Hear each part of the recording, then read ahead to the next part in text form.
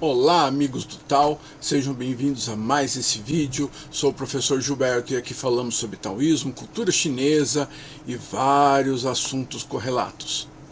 E no vídeo de hoje nós vamos explorar uma das histórias mais interessantes que existe sobre o taoísmo, que é algo que mudou profundamente não apenas a cultura chinesa, a história da China, como também influenciou muito a história da Ásia Central, do Oriente Médio e de outras partes do mundo. Fique conosco então e vamos ver como o taoísmo encontrou Gengis Khan.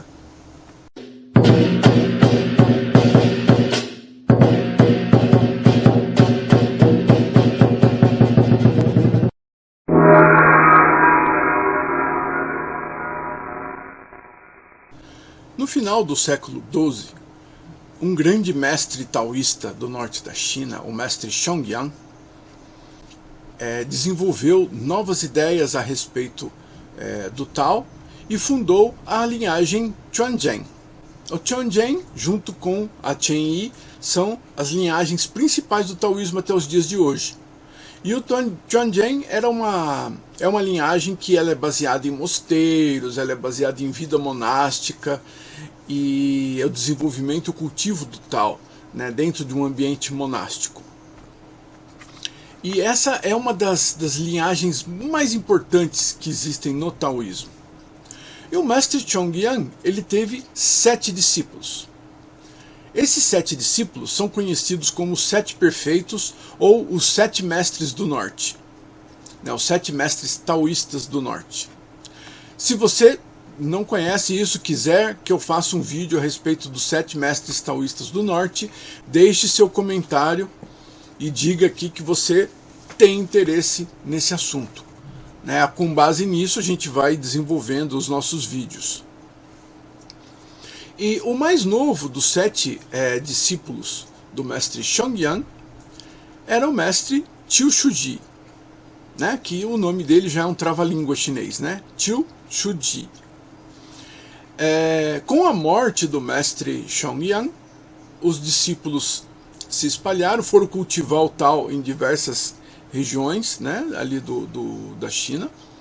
E o mestre Qiu Shuji depois foi convidado a presidir o mosteiro da linhagem Quanzhen. E ele ficou muitos anos trabalhando no mosteiro, dirigindo o mosteiro, e aproveitou também para fazer alguns contatos políticos, incluindo convencer um exército rebelde a se entregar, o que gerou muita fama para ele, né? Ele era muito bom de filosofia e ele aplicava essa filosofia, o taoísmo, para gerar tranquilidade no lugar, para eliminar conflitos.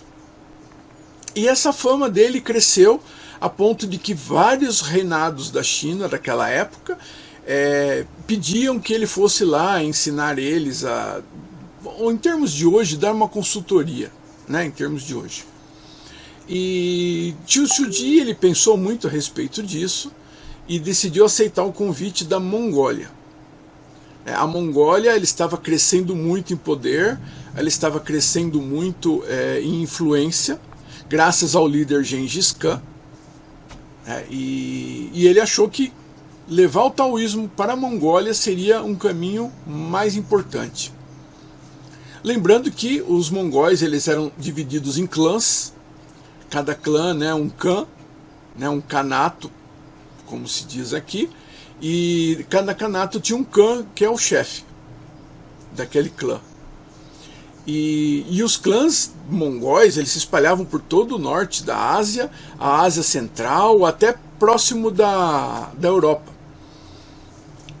E um dos líderes, né, Temujin, unificou os mongóis para criar um único povo, um único exército. Por isso ele foi chamado de Gengis Khan, o grande Khan, o maior de todos, né? Que era o chefe de todos os chefes. E o Gengis Khan já estava mostrando a que veio, né? Unificou a Mongólia, começou a se bater na Ásia Central, com os povos da Ásia Central, e começou a enfrentar os persas. Então ele estava crescendo muito em poder. E o Tio Shuji, ele achou que, né, seria um campo muito interessante para difundir o taoísmo. E ele juntou as coisas dele e foi para a capital da Mongólia. Levou um ano de viagem até a capital da Mongólia, até chegar ao acampamento do irmão de Gengis Khan. O irmão do Gengis Khan recebeu ele com todas as honras e disse que o irmão tinha ido para o oeste para lutar com os persas, para combater os persas. E Tio Shuji então descansou um pouco ali no acampamento, né? Ele já tinha mais de 70 anos de idade nessa época. E com 73 anos de idade ele juntou 18 discípulos e partiu em direção ao oeste, em direção aos persas, para encontrar o Gengis Khan, que a missão dele era encontrar o Gengis Khan.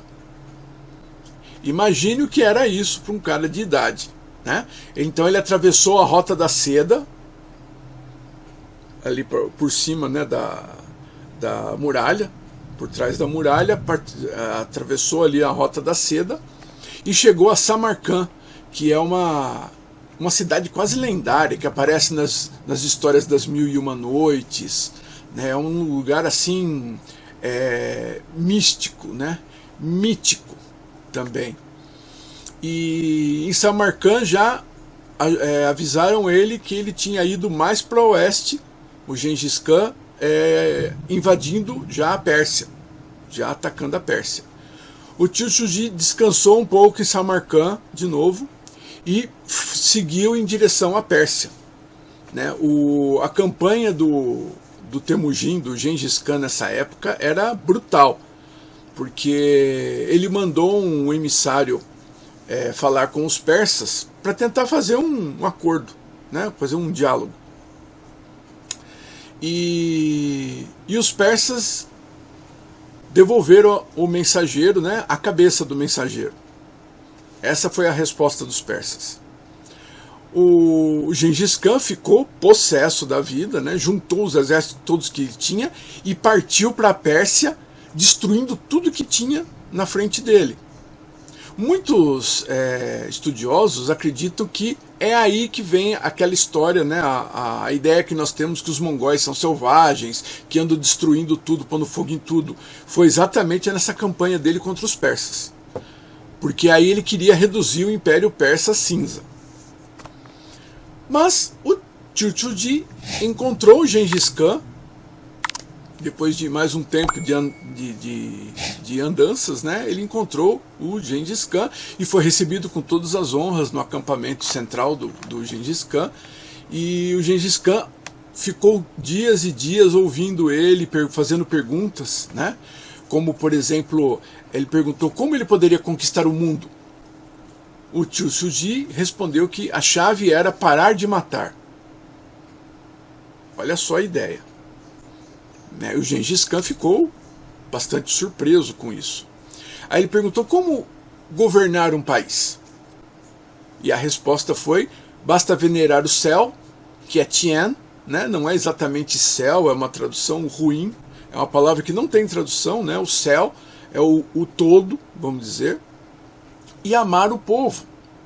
Os taoístas tinham muito disso, né? Lao Tzu já falava, né? Deixa o povo em paz e que ele prospera, que ele fica feliz, né? Não tem essa mania como nós temos aqui no Brasil, do governante ficar se metendo em tudo, criando regra para tudo e querendo controlar tudo. Não é assim que funciona. O taoísmo fala que quanto mais livre você deixar o povo, mais eles se beneficiam. Mas essa foi a resposta então para o Gengis Khan, né? Amar o povo. Aí o Gengis Khan pergunta como prolongar a vida, né, e obter a imortalidade. A resposta taoísta foi um modo de vida baseado na tranquilidade da mente e no controle dos desejos. O Gengis Khan ficou muito impressionado com ele e declarou o Tio Shuji como um imortal vivo e pediu que ele retornasse a Beijing, né, que nessa época já estava sob controle também dos mongóis, que ele retornasse a Beijing e que controlasse, né, o taoísmo na China e pudesse expandir o taoísmo pela China com a aprovação do império na época, né, o imperador que era o Gengis Khan, a dinastia Yuan, que foi fundada logo depois do Gengis Khan, a dinastia que governou a China por quase 100 anos. Então o Tio Shuji juntou os discípulos dele e retornou a Beijing, se estabeleceu em Beijing. E quando houve a morte dele, inclusive, o Gengis Khan separou um lote de terra e construiu um templo em homenagem ao Tio Shuji. Esse templo é o Templo da Nuvem Branca, que hoje é a sede da linhagem Chuanzhen, do taoísmo, e que também é a sede da Associação Taoísta da China. Vamos dizer assim, que é a capital do taoísmo, de certo modo, né? Porque é um órgão político do governo, mas ele faz a ligação entre todas as linhagens taoístas no mundo inteiro. A Associação Taoísta, ele fica no Templo da Nuvem Branca, né, que é onde está o corpo de Tio Shuji. Então, veja que o Tio Shuji ele foi até o norte do Afeganistão, onde ele encontrou o Gengis Khan finalmente, né? E uma viagem de muitos anos de ida e muitos anos de volta para poder levar o Tao até ele. E deu certo. E deu certo. Segundo alguns historiadores, o Gengis Khan ele diminuiu muito o ritmo de opressão, de matança nas áreas dele, né? Ele diminuiu muito o ritmo. E realmente, se nós observarmos a dinastia Yuan, principalmente a partir do Kublai Khan, que é o neto do Gengis Khan, que foi imperador da China, né, durante a dinastia Yuan, nós vamos ver que os mongóis eles preservaram a cultura chinesa, eles ajudaram nos avanços da cultura e da tecnologia chinesa, como a imprensa, a medicina chinesa, navegação marítima. Eles deram todo um respaldo à cultura chinesa. Isso é uma coisa muito interessante, né? E permitiu depois a restauração Ming, a dinastia Ming viesse depois e fizesse as grandes navegações com o almirante Tian Ho. Então, os mongóis eles não destruíram a cultura chinesa, muito pelo contrário, eles preservaram, incentivaram diversas atitudes, né, e marcaram profundamente a cultura chinesa com o seu modo. Inclusive, uma curiosidade, né, vocês sabem que os japoneses, quando chegam em casa, tiram o sapato, né, andam descalço em casa. Os coreanos, muitos deles ainda têm esse costume de tirar o sapato na entrada de casa e calçar um chinelo ou alguma coisa assim, né, de ficar em casa, né, não levar as coisas da rua para dentro de casa, né. Esse costume é um costume que veio dos chineses. Até o século XIII, durante a dinastia Yuan, né, a dinastia mongol, os chineses também tiravam sapatos e entravam em casa descalços. Se você vê o filme, por exemplo, Confúcio, com o Chow Yun-fat, você vê que quando Confúcio chega em casa, ele tira o sapato na porta e ele entra em casa, né? Isso é muito interessante. E os chineses passaram a usar sapato dentro de casa depois dos mongóis, porque os mongóis não tiravam os sapatos, né? Os mongóis estavam acostumados com tenda, com muita movimentação no deserto, então eles não tiravam os sapatos. E os chineses passaram a adotar essa prática a partir da dinastia Yuan, a partir do século XIII, por causa do costume dos mongóis. Isso é uma curiosidade interessante, né? Mas eu gostaria de colocar aqui, de enfatizar que o taoísmo ele gerou a paz, ele eliminou muitos conflitos que existiam através da sua filosofia.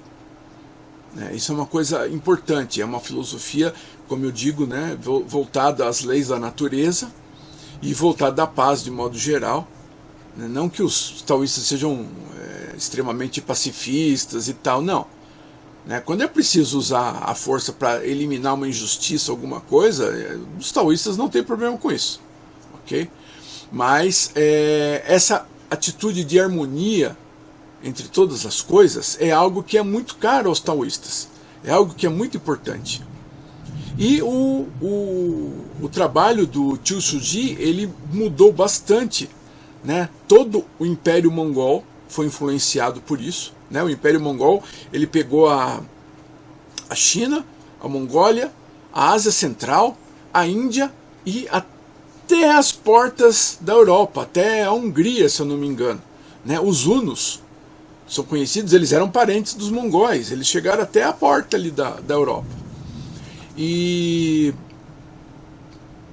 eu acho que é uma coisa da história muito interessante, né, que merece ser conhecido e que faz muita diferença quando a gente vê o taoísmo hoje, tudo que o taoísmo pode fazer pelas pessoas e pelo mundo. Então, essa é a nossa história de hoje. Não esqueça de deixar seu comentário sobre isso, dar seu like, se inscrever no canal para receber os nossos vídeos, né, nos apoiar nesse trabalho de divulgação dessa filosofia tão sensacional e tão importante para os nossos dias atuais. Fiquem bem então, obrigado pela sua presença e até o próximo vídeo.